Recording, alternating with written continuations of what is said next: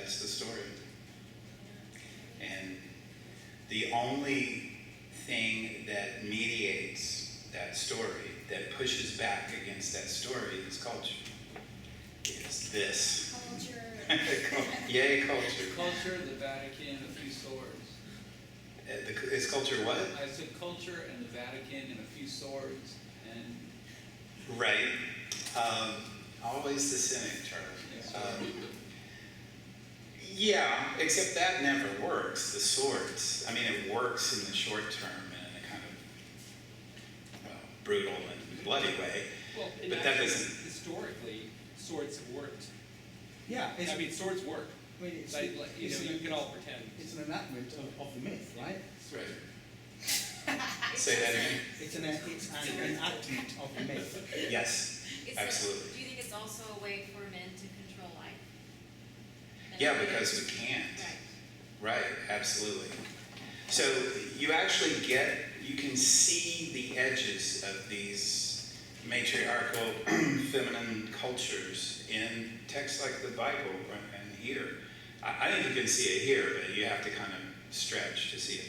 In the Bible, the Hebrew Bible, there's a lot of screeds against intermarrying with those people because they worship Baal and, right? Well, those are Mesopotamian gods. And one of the main Mesopotamian gods is a goddess named Astarte, right? And she was exercising this power over the ancient Hebrews. And there are all these books of prophecy and history who say, stay away, stay away, stay away, it's dangerous. Right? Well, yeah, it is, because you'll give up what you think it means to be a man in a matriarchal culture. And again, I sort of tracks this to the advent of writing and also the agricultural revolution. Yeah. It's interesting that you brought up Baal as the monument in the Washington Mall is a testimony to that part of culture. Right, the phallic symbol. Yes, and I got so excited talking about that, I forgot what I was going to say. It's a perfectly valid point. Hold on. What I was going to say is just that we are fortunate enough to answer the question of the now, to, at least in this society, make choices where we want to belong.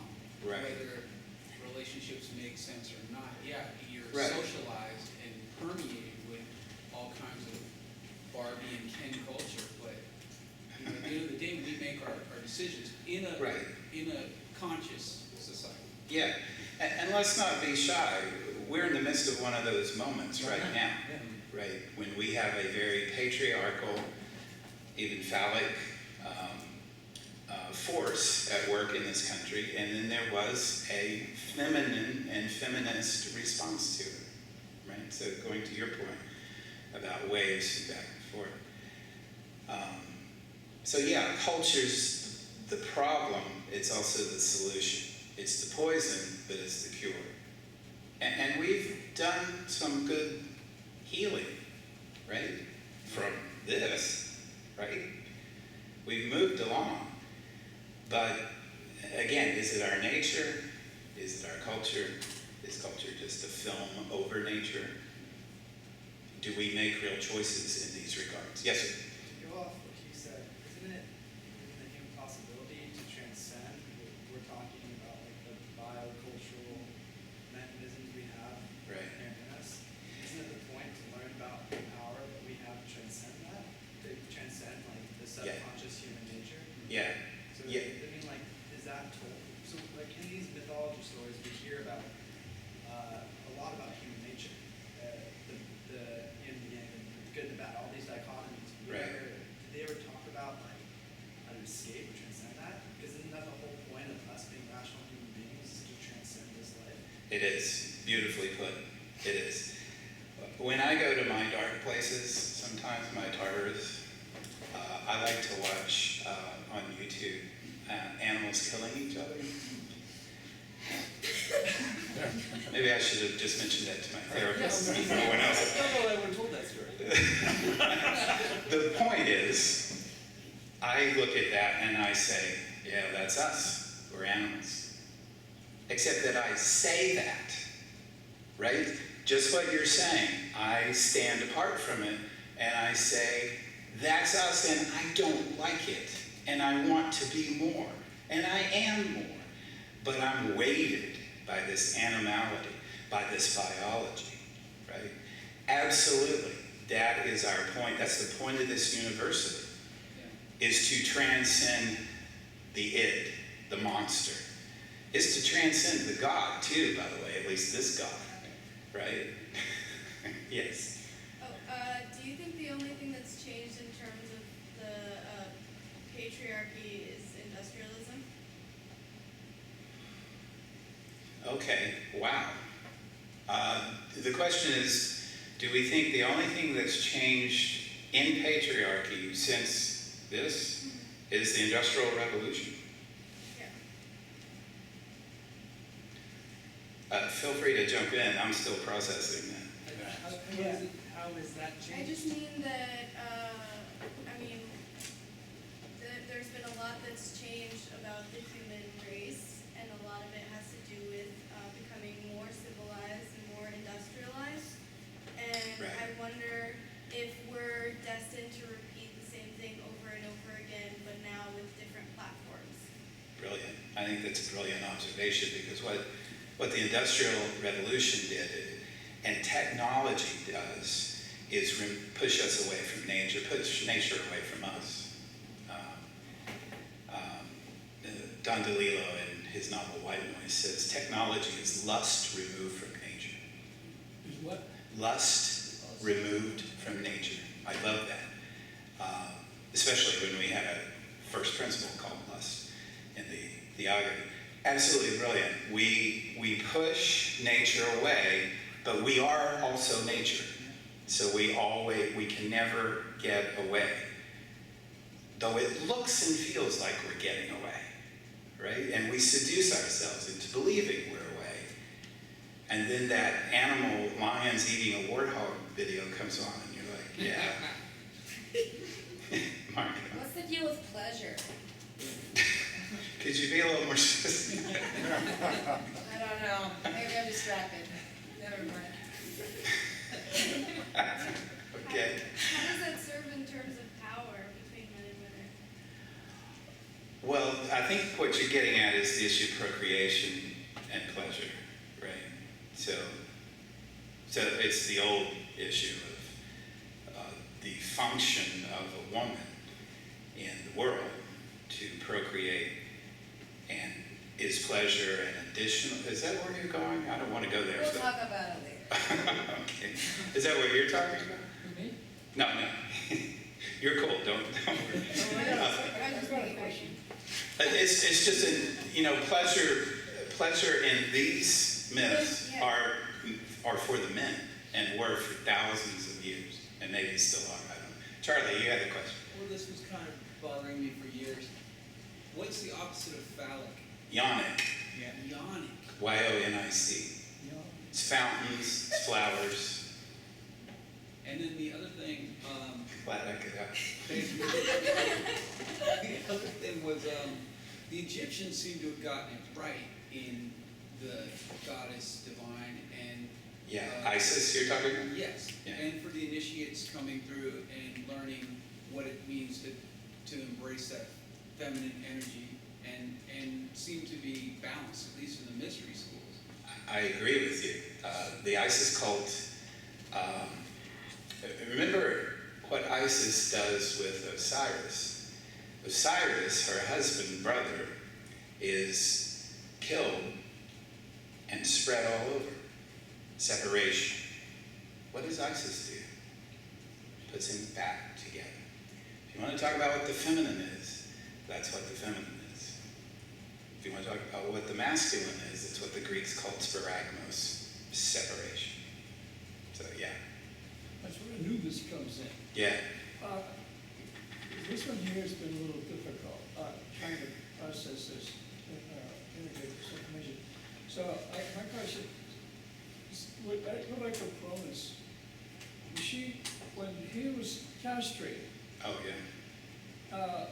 That seems, there's a lot more to that than we've really gotten into, because, and then his testicles are thrown into the ocean, and Aphrodite comes out of it, and, Yeah. and what is she but, goddess of love, beauty, pleasure, and Correct. procreation. Right. So so that's gotta be some little symbolism there of castrating the male, taking his power away. That's right. I mean, you castrate a man, it's over, physically, so. Because that's, because you were trying to process or figure out how we arrived at where we are now, but that seems to be a key moment, isn't it? I agree. Yeah, it's a, shall we say, a seminal moment? Yeah. Sorry. No, you're absolutely right, because Aphrodite is love and sex, not castration and violence, right? And so once again, we have this male figure merging with the water, which is yonic, and what comes from that integration, right? Integration as opposed to separation. Right. Exactly. And so we get love. That makes sense. Why is your statue armless and headless? Oh, they just fell off. Oh, they, Yeah, that's all. Although, I don't want to go there. Okay. Yes, John. And aren't a lot of the surviving texts that the only reason we have access to them is because they were written by very powerful groups or people and their scribes. Right. And one of the main issues that those people dealt with personally on a day-to-day basis and throughout the course of history is how do you control large groups of people in a society? Yeah, that's right. So the answer is you don't. You get them to control themselves. And then my second point, my final point is how would you do that best except other than to control women's views on sexuality? Absolutely. If we look at Pompeii, it's an astoundingly fascinating moment, frozen in time, and we see that it's just, it's brothels on every corner, and it was very common for very wealthy women of very good standing to go down on the weekends and work in the brothel for some fun. And there was this idea in paganism of a very sort of free-flowing sexuality, and it was all natural. A sacred sexuality. Right, it was sacred. And then we noticed something happened, and all of a sudden the puritanical, hammer came down. Exactly. So there was we can make an assumption that there was some idea that this had gone out of control, and the society needed to be pulled in, reined in. Yeah. There needed to be a little more decorum. And Yeah.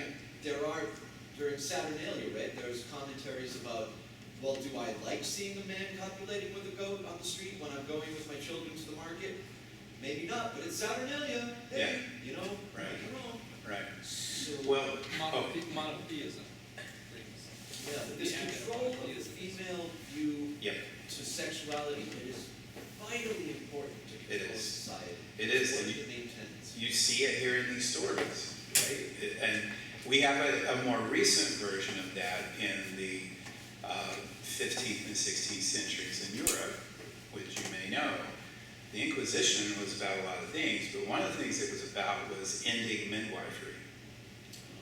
Because, oh, you haven't heard this, the Catholic Church was re-emergent in Europe at this time, and one of the things it needed to do was separate, right, Moors and Jews out of Spain, heretics out of the church, women out of the midwifery business. Because women, we were talking, Ernesto, about the knowledge that's in the Amazon River Valley, and how that's a different kind of knowledge. They know plants, they know ways of being in the world that we do not, and that are threatened. These women, these midwives, had knowledge that was different than what the Catholic Church had, because they were women. And they gave birth, and they knew what it was like to give birth, and so they could help other women give birth. That cannot stand, right? Because the Catholic Church must control, as John is saying, all knowledge. That's a relatively recent example. If you want to read the theory behind this, read Michel Foucault, but prepare for some very slow going. But right, we keep doing this. I can think of no other reason than women have a power that men will never have. And if your orientation is to power, well, there's your target, right? Now, I've mentioned Riane Eisler a couple of times, and John made me think of her again, because another one of her books is called Sacred Pleasure. And she taught, I used it in a course I taught called Religion and Sexuality. We don't have to think this way. I think maybe Margot, where you were getting at this, we don't have to think this way. And this goes to your point too. We do not have to be this way. We can make choices. And in our past, it looks like we did. And we chose to celebrate the feminine and to celebrate pleasure and its mutuality, not its unilateral nature for the man. You know, why is there something called female genital mutilation in this world? Why does it exist? Why does it exist? It is a ritual designed to surgically remove pleasure from women. Well, I go back to Hesi and the Nume Elish. They have a power, women have a power, men will never have. Well, and that's what this administration's all about. Yeah, I think we could talk about that. I mean, They certainly have demonstrated in their attempt to get into control their fear of women. yes. So And what, women have responded. so what made 53% of women vote for him? Strange. Violence. Well, Well, no. is that true? I thought it was 53% of white. Yeah, why women? Okay. Sorry, that's what I meant. Racism. Well, because, Still, yeah, I don't know who said it, but it was that white women will always choose their race over their gender because they already have the power Yeah. in that sense, and so. I conjecture, but I think that there is a probably subliminal, subconscious calculation that the world is, well, that this new world would be less of a threat to me as a white woman than it would be to a woman of colour. Yeah. Right? I think that calculation absolutely happened, because otherwise there's just I don't understand how women could vote for They don't have for to what's worry about it. right. Oh, not as much. Not as Right? much. Well, because they're beholden to this idea that somebody's gonna take care of them. Yeah, and they have presumably a white male partner, right, who represents safety. But let me just say, we're open to all discussion here, so if you feel like you're not being heard on this issue, feel free to join us. But yeah, I think we should talk about this because it's happening and we all feel it, and it's the recreation of the world in a way. Yeah. Do you think there's a direct line? Do you think that people in power have heard this story and they're like, oh, so that's what I gotta do, and then? No, they don't need to, because the story is our myth. And when you have a myth that's working, in the Western world at least, you don't hear it. It's just like this background noise. It's like me being a straight white male. I don't need a story to tell me what to do. The path is laid out for me, right? I just need to follow the path. I don't have to think. But if I were a trans male or anything else, I have to find my way. I don't have a myth. I don't have a story that's going to guide me. I can kind of cobble together things, but that's exactly what I'm doing, is cobbling together. So no, they don't need to think about this. People who are patriarchal, I'm saying, don't need to think about this. And they don't know that they hate women? I doubt it. This is more than, you mentioned the West and you mentioned being a straight white male. this is absolutely a male thing, because we can talk about India today. I haven't been to India for many years, but the president of India is like the Trump equivalent, right? And India, ironically, has an amazing religious tradition of goddesses, of female Yeah, divinity. right.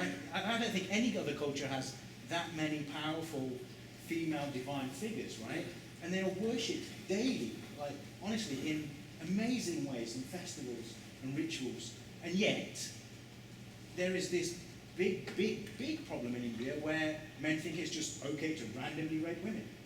Yeah. Because it's just okay to do that. And there is this incredible disconnect. And I don't think it's about being white males or brown males or black males. I think you go anywhere in the world, but I think it's a male thing. And I would love to answer your question. I think about it a lot. I think about it right now. What is it that is stopping all of us from transcending, from elevating above? And we can't. I know we can't permanently because we are animals, right? If you buy into the evolution of species, we have these base instincts, and I don't think we can switch them off. But we also know right from wrong. We have an intelligent brain. We have culture. We have society. We have rules. We have laws. We right? hope. We hope, right? So why the fuck can we not, for most of the time, behave, right? Above this. Yeah, and It's why- not complicated, but Yeah. I don't know the answer to that question. Why is it that we curse goddesses and we like lift up gods? Because Go ahead. they're women. Well, one way to diminish a person is to make her kind of flat and uninteresting and kind of superficial, like some goddesses. So, like the way we treat some goddesses, I should say. Oh, praise the goddess, the traffic light turned, So you can say goddesses are awful and we must destroy them, or you can just make them kind of perfunctory and irrelevant. Yeah, Charlie. Just wanted to say, when you were alluding to something a minute ago, the song and you could say that the blues was a way that, like you said, you didn't need a blueprint. You were kind of walked into something that was built for who you are culturally. Right. But where that wasn't around, you have blues, you have jazz, you ultimately have rap and hip hop. Yeah. Frances Wesling wrote a book called The Isis Papers, and she talks about the emasculation of the black male in this society, and that it was ultimately a response to what the white male perceived as a threat to women sexually.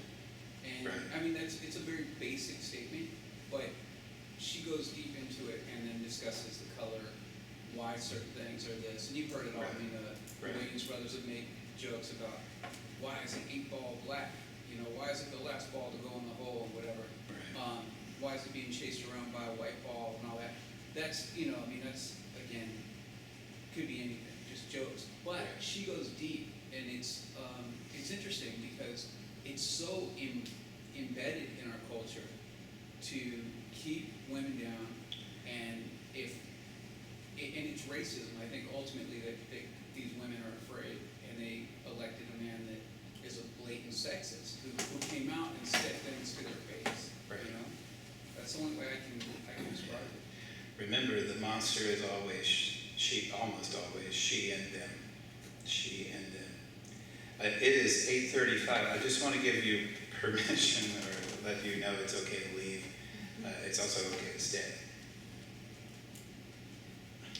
Let me, just in case some of you do leave. What? Can you show us how to get to the discussions again? I lost your email. That's what I'm doing.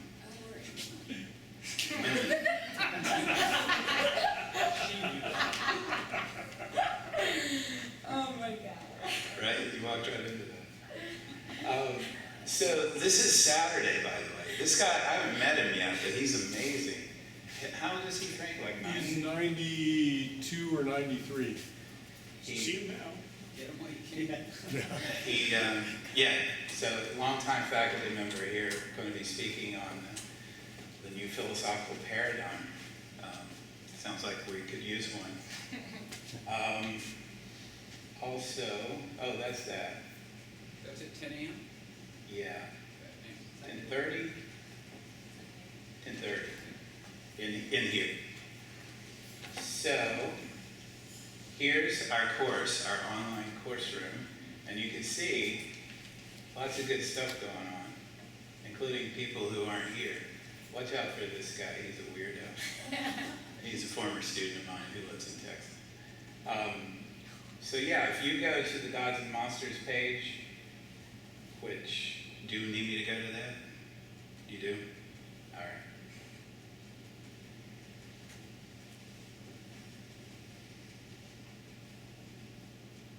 So here's our front page. Ah, John, somebody's been working on the suite. So you go here and wait. No link.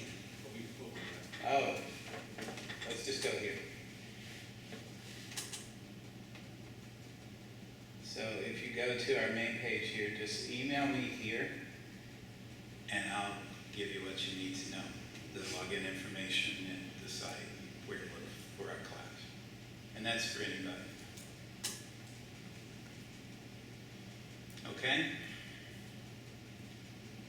How are we doing? We okay? That's a tough look at our origins, isn't it? Well, next week, the divine and monstrous feminine. Sophia and Medusa, and others. By the way, there are a lot of interesting people here. So if you want to hang out afterwards, like this guy right here in the front is fascinating. He'll tell you a story about anything because he's been everywhere. And there's lots of people like that here. And so join us online or just hang out here afterwards, whatever you like. It's great to have you here. You're incredible to come out and talk about this stuff. Thank you. Good night.